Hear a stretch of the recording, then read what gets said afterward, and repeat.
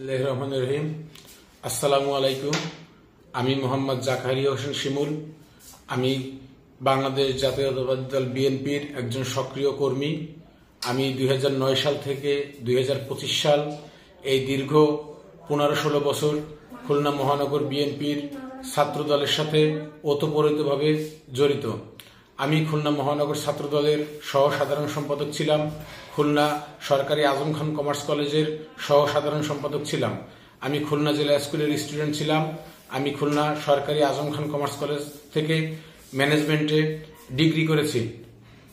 আমি বাংলাদেশ জাতীয়তাবাদী ছাত্র দলের জন্য চাকরি করতে পারি নাই, আমি বাংলাদেশ জাতীয়তাবাদী ছাত্র দলের জন্য কোথাও কোনো ব্যবসা বাণিজ্য করতে পারি নাই। এর কারণ হচ্ছে আমি বিএনপি পরিবারের সন্তান, আমি বিএনপি করি। তো আমার এই বিএনপি করার কারণে, আমার এই ত্যাগের কারণে আজ আমি দুষ্ট বিএনপির লোক যারা আছে বা যারা এখনো আওয়ামী লীগকে প্রতিষ্ঠা করতে চাচ্ছে, তাদের কারণে আমি নির্যাতিত, নিপীড়িত। আমি আর আজকে লাইভে আসার একটাই কারণ, আপনারা অনেকেই আমাকে চেনেন, আমার রাজনৈতিক ত্যাগের কথা অনেকেই জানেন। আমি জেলা স্কুলের ড্রেস পরে পর্যন্ত রাজনীতি করেছি, হরতাল করেছি, পিকেটিং করেছি। আমার বাবা মোহাম্মদ সেলিম হাওলাদার, আমার বাসা খুলনা জিন্নাপাড়া শিপইয়ার্ড। আমি জিন্নাপাড়া মুক্তাবাজারের সাংগঠনিক সম্পাদক ছিলাম, দুইবারের সাংগঠনিক সম্পাদক ছিলাম। আমি সম্পাদক ছিলাম, দপ্তর সম্পাদক ছিলাম। বিগত 26 তারিখে আমি নির্বাচন করি, সেই নির্বাচনে আমি পরাজিত হই বিভিন্ন লোকের দুষ্ট বুদ্ধির কারণে। নির্বাচনে পরাজিত হওয়ার পর থেকেই আমার পরিবারের উপর, আমার উপর এক কালো মেঘের ছায়া আসে। আমার পরিবারকে এবং আমাকে হেয় প্রতিপন্ন করার জন্য উঠে পড়ে লেগেছে।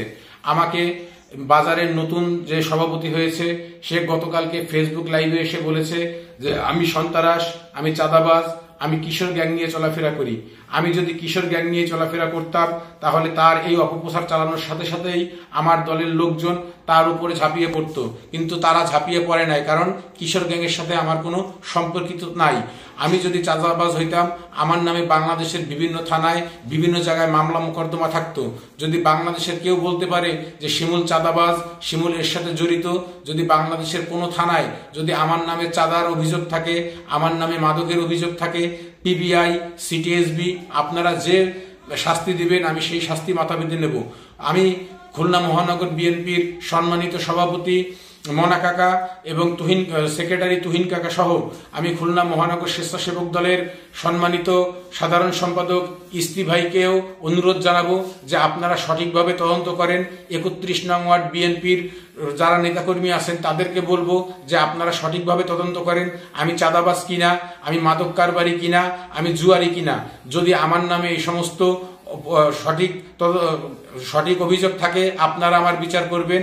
আর যদি আমি এ সমস্ত কর্মকাণ্ডের সাথে জড়িত না থাকি, আমার বিরুদ্ধে যে SM ইমরান হোসেন বাবু নব্য বিএনপি নামে সে যে প্রতিষ্ঠিত হতে যাচ্ছে, সে আওয়ামী পরিবারের সন্তান।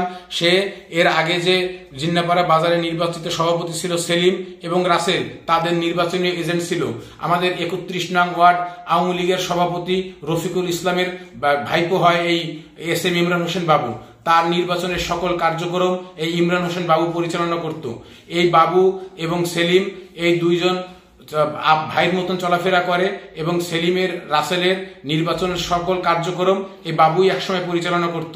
এই 2025 সালের নির্বাচনে সেই সেলিম হতে পারবে না জেনে সেই সেলিমের এগেনস্টে পারিবারিক পরিকল্পিতভাবে এই বাবু নির্বাচনে দাঁড়ায় এবং বাবু নির্বাচনে জয়ী হয় এবং এই বাবুই বাজারকে অস্থিতিশীলতা করার জন্য আজকে আমার নামে অপপ্রচার চালাচ্ছে।